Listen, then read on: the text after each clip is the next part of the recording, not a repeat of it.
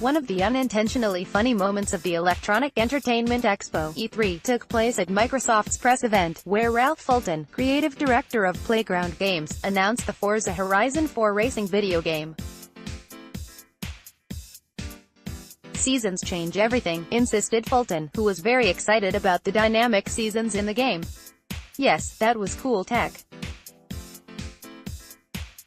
The racing game becomes very different in visuals and audio and gameplay with the change of seasons to winter, spring, summer, and fall." As he said this, faux leaves started falling from the ceiling throughout the expansive Microsoft Theater.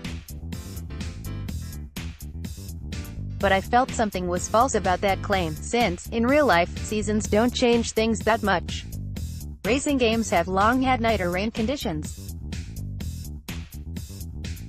And this sounded like a marketing department's way to dress up a game that was still essentially the same as the previous version that debuted on the same console. It represents a marginal improvement in graphics quality that may not convince some gamers to dish out another $60. It's kind of like what Electronic Arts says when it has a new version of Madden NFL football. Can you imagine EA saying, 'New rosters change everything'? My colleagues and I had a good laugh about seasons change everything." Fast forward a few hours and I was sitting in the audience at Bethesda's press event. Todd Howard made a presentation about Fallout 76, the new game in the post-apocalyptic series. His game was set in West Virginia, in the Blue Ridge Mountains, as a cover singer sang a version of John Denver's Country Roads song. "We saw the leaves again, falling from the autumn trees. I guess you could argue that leaves are very important, as they immerse you in the world that the developer has created for you, this tailored version of reality." The next day, we went to the Sony press conference. And during the presentation of the beautiful Ghost of Tsushima, I heard the leaves rustling in the trees first. And then I could not help but notice leaves falling from the trees. A red maple leaf was blowing in the wind amid all of the greenery. Then, during the samurai battle, the maple leaves were blowing across the landscape. Those falling leaves were striking, and they added to the realism of the game. After the press conference was done, we walked outside to the after-party.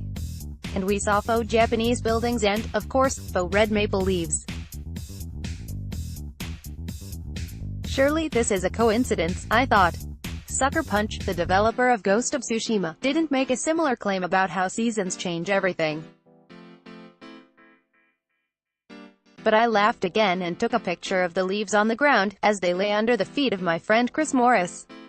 After many more jokes, I came home from E3. And what did I see? EA announces The Sims 4, Seasons, with plenty of fall effects like falling leaves. How can this be? 4 big games, all independently declaring that leaves are now important in video games. Does this mean that we've hit diminishing returns for interactivity and graphics in video games, where developers are making improvements to games by inserting things that we really don't care about? What's next? Interactive leaves that you can crumble. If I go back and look at the rest of the games from E3, I'm sure I can find more autumn leaves. You can see how my journalistic mind works. E3 featured more than 200 games and introduced a couple of thousand products. Yet my mind was searching in a paranoid way for the patterns to link them all together. When I saw a skull.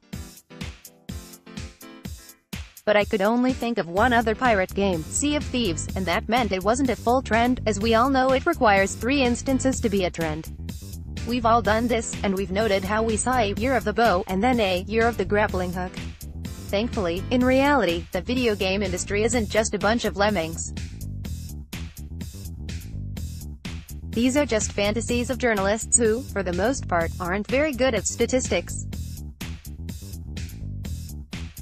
Of course, we do see a trend that is tearing up gaming and changing everything right now, the Battle Royale game. It came up in every interview I did at E3, either because I brought it up or the interviewee brought it up. Fortnite, PlayerUnknown's Battlegrounds, and to a lesser extent, H1Z1, C3 is a trend, have attracted huge numbers of gamers. Panic-stricken, some of the incumbents are worried about losing market share in first-person shooters. Both Activision and EA announced Battle Royale modes in Call of Duty, Black Ops 4 and Battlefield v. Gunpowder Games Maelstrom is taking Battle Royale to the sea, Paladins is taking it to fantasy, Survive.io is taking it to cartoon games, and many others are following suit. I suppose we have false trends, like the leaves, and real trends, like the copycat behavior going on with Battle Royale. If you're making games, it's always good to know the difference. It's also good to be far ahead of the trends, making something that no one else is doing. That's called innovation. And remember, my opinion on this could change in a few months because seasons change everything.